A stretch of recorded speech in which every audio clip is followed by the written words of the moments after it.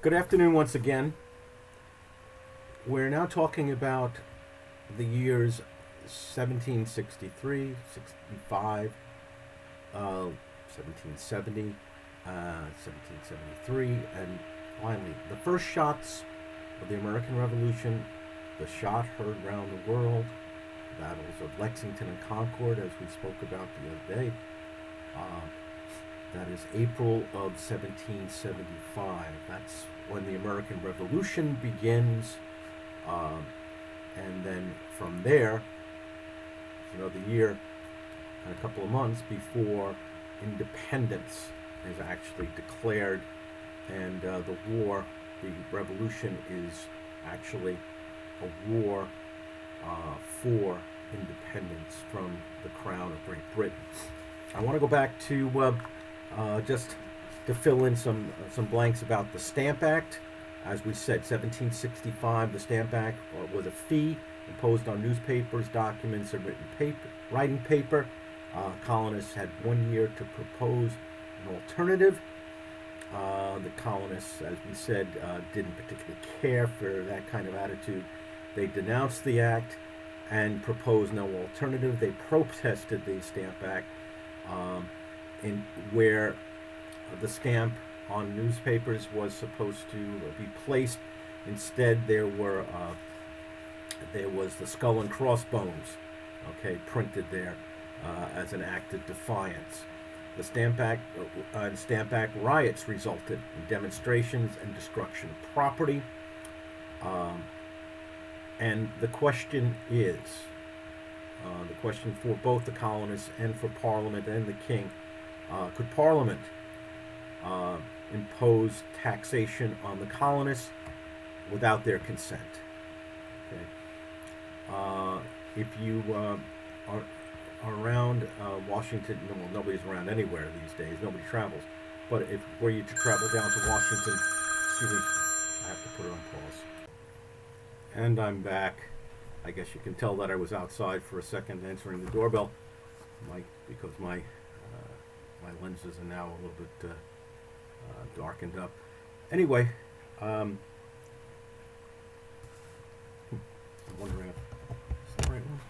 Hold on. This one? Hello, testing 1, 2. No, I don't think it's that one.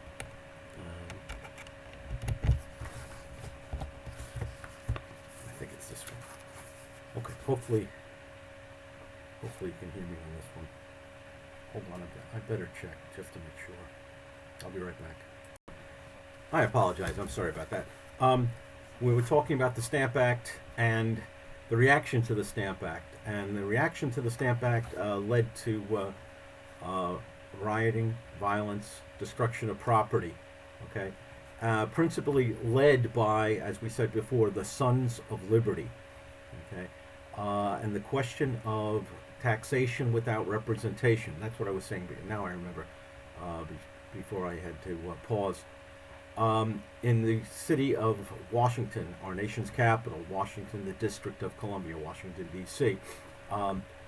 There, if you are a resident of Washington, D.C., you own a distinctive license plate. That license plate says at the bottom, no taxation without representation, which it borrowed from the Stamp Act Congress, the Sons of Liberty, and the American Revolution, because that is the principle that the American Revolution was founded on. That Parliament was shoving down the throats of British Americans these taxes and these duties and these fees and these tariffs, even though they did not, the colonists did not have, even though these taxes were imposed by Parliament and not by their own legislatures in the colonies. Anyway, the Sons of Liberty are going to oppose the Stamp Act, and they're going to do it in a violent fashion. And when we start talking about John Adams in just a minute, we'll be pointing that out. It was resolved that the colonial legislatures were the only ones that represented its citizens, and therefore it should be the only one that taxed its citizens. Uh, uh, the Stamp Act Congress, October of 1765. We mentioned this, a little more context. 9 colonies sent representatives to the Stamp Act Congress, um, and it denied the British authority to tax. It called for a boycott of British goods, as we said, and it should be noted that women were prominent in this boycott because they were the ones that purchased a lot of the household goods from the stores, and those goods were coming from Great Britain. Again, the constitutional argument.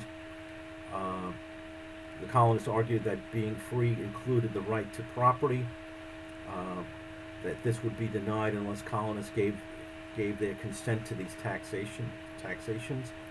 The British argued that all British citizens, wherever they are in the world, wherever they were in the world, British subjects, I should say, were virtually represented by Parliament. I want to go along with that.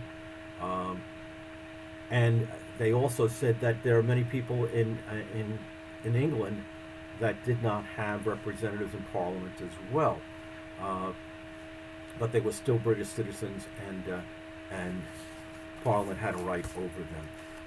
The Stamp Act was repealed in 1766, and they passed the Declaratory Acts. It asserted its right to make laws for the colonies. The colonists saw this as a response to the boycott. 1767, the Townshend Acts, or was an external taxes on imports, glass, lead, tea, paper. Appointed a board of customs commissioners headquartered in Boston.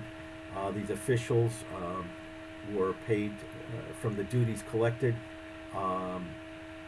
and the Sam Adams in particular is going to lead the Sons of Liberty in protest, denouncing the Townshend Acts, and as further as it goes further, Parliament decides that the Massachusetts legislature should be dissolved, and what it's called the Liberty Incident, and it is depicted in John Adams episode 1. It's called the Liberty Incident, where customs officials seized John Hancock, the president of the Second Continental Congress, later on, seized his boat, the Liberty, and colonists roughed up the British official. They tarred and feathered him. I'll talk about that in just a minute. By 1768, 4,000 troops are sent to Boston, and Boston's population is only 16,000. So roughly 1/4 of the population is then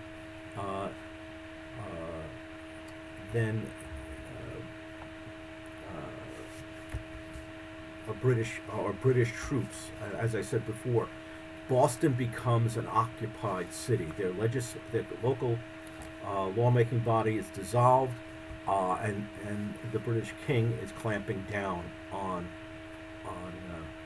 Boston. A man named John Dickinson, who is a patriot and a signer of the Declaration. No, he did not sign the Declaration of Independence, but he was a patriot and fought for the American cause in the American Revolution. He writes what is called the Letters from a Farmer in Pennsylvania.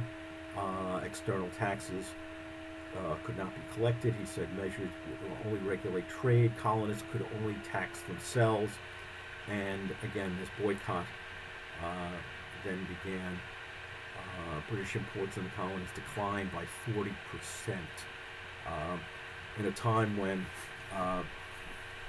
Great Britain needs every dollar or every pound that they could put their hands on, this is hurting their revenues tremendously. On March 5th, 1770, all duties were repealed except the tax on tea, and the boycott ended. Ironically, the same day is what is called again the Boston Massacre. Okay, It's a fight between British troops and a mob. 5 people are killed, 6 are wounded. Um, there's an escape. So it should be noted.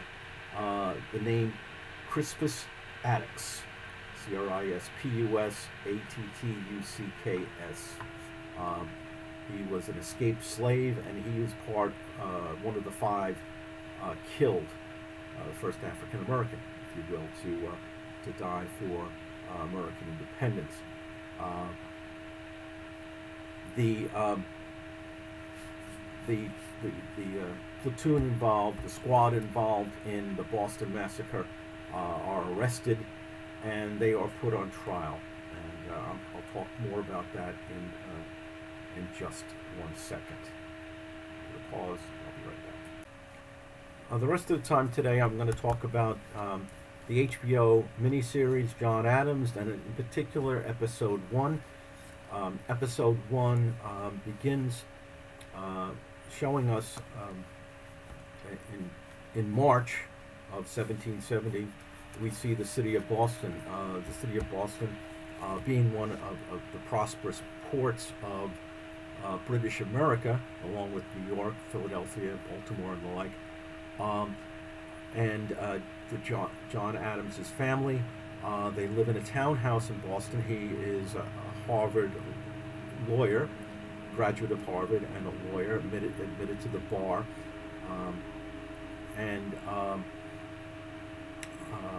We see the city of Boston at the time, not the most populated city, but certainly one that represents a mature colony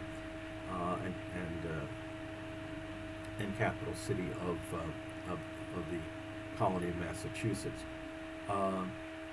We see the townhouse, where half of the townhouse is the residence of the Adams family, Abigail Adams being John's wife, and the children. And the other side of the townhouse is John Adams's law office. Now, the Adams family are prosperous. Okay, they're landholders, and they own a farm out in the countryside, on the outskirts of what is Boston today. It's called Braintree.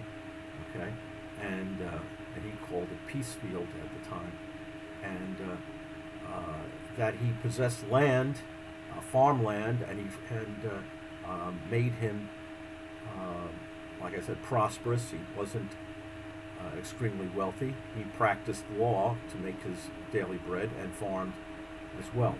The people that he had working for him were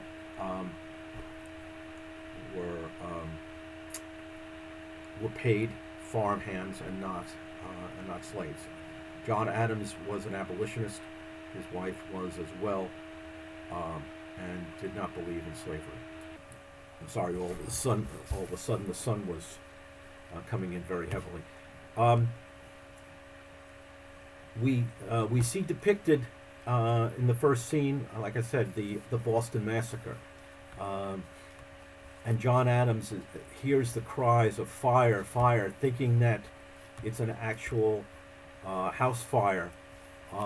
He grabs the wooden bucket next to the door that every resident of Boston and any city would have, because a fire meant that if there was a fire in your neighborhood, it could very well mean, if you did not help put it out, you were going to possibly lose your own home. Everybody had to pitch in.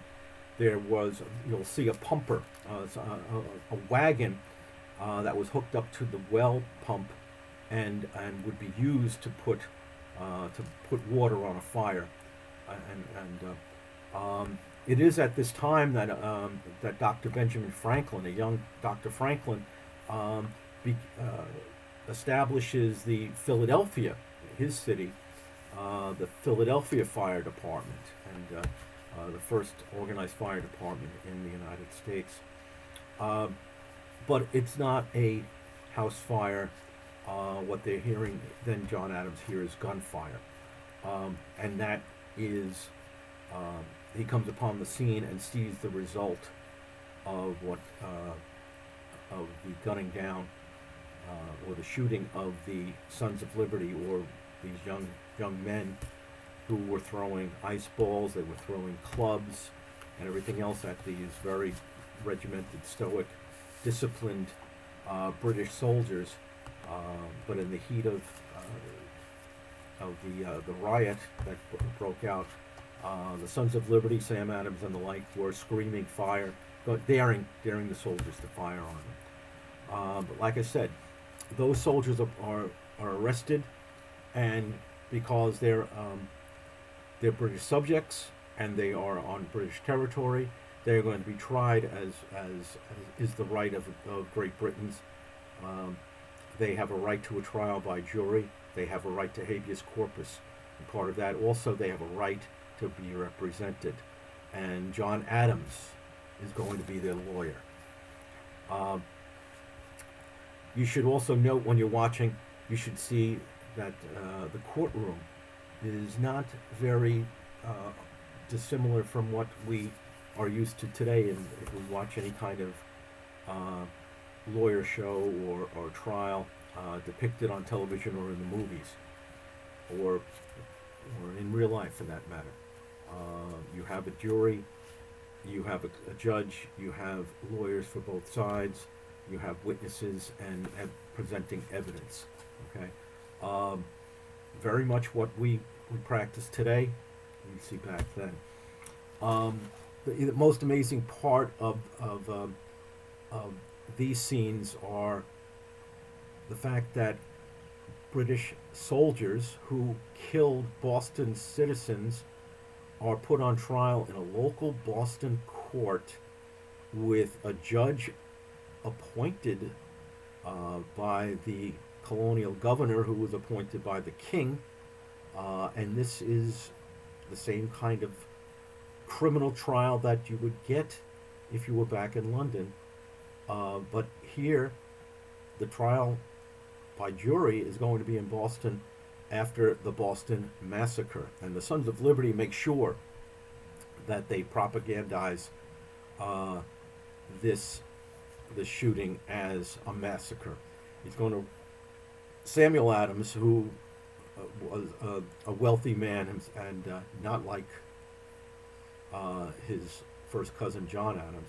He's wealthy, part of the idle rich, and he's a rabble rouser. He's leading the Sons of Liberty, and also on the side smuggling a lot of goods without taxation, and making himself very, very rich. But in the end, spoiler alert if you haven't seen it already, but you will see that the Boston jury, after listening to the evidence presented by the prosecutor and questioned by the defense attorney John Adams, you're going to see British legal system produce a verdict of not guilty. Okay, pretty amazing. 1770. It's very, very. It's a time of great anxiety and violence, and it's a tinderbox about to explode, and but yet they find the soldiers and Captain Prescott, their officer, not guilty. Finally, you're going to see the Boston T-mob, and that the John Hancock's boat, the Liberty incident, and what they're going to do to the tax collector is tar and feather. Tar and feather is funny until you actually see it depicted in reality. It's a brutal scene, and the man is if he probably wishes that he were dead.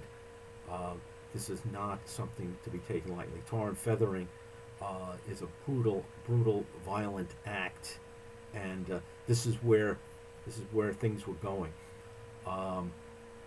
And you're going to see at the end of the episode that John Adams is horrified by the Sons of Liberty. He's horrified by his own cousin, but at the same time, after after the Boston Tea Party and after the Liberty Incident, uh, the, those 4,000 British troops are going to start to really clamp down and deny Bostonians um, their rights and liberties as British subjects. And John Adams's ideas about the ideas of independence and standing up against the crown. You'll see that they meet together and they all toast, and the toast is "God save the King." Okay, they believe themselves to be loyal British subjects still, but they're not being heard, and their rights are being trampled on by the Crown and Parliament and the British Army, and therefore things start to heat up. And by the end of the episode, you see John Adams making the speech before he goes to the First Continental Congress in Philadelphia in 1775, making the speech and making the case for liberty and making the case for possibly independence. Okay. Again, John Adams, HBO miniseries, episode 1. You really will enjoy this, I'm sure. Look for the details. Again, book was written by David McCullough, a prominent American historian, one of my favorites, and you'll find that the HBO series is detailed very, very accurately. Okay. Take care, everybody. I hope you have a great weekend, and we'll be talking to you soon. Tomorrow, I will be having a live meeting on Zoom. Okay. Goodbye for now.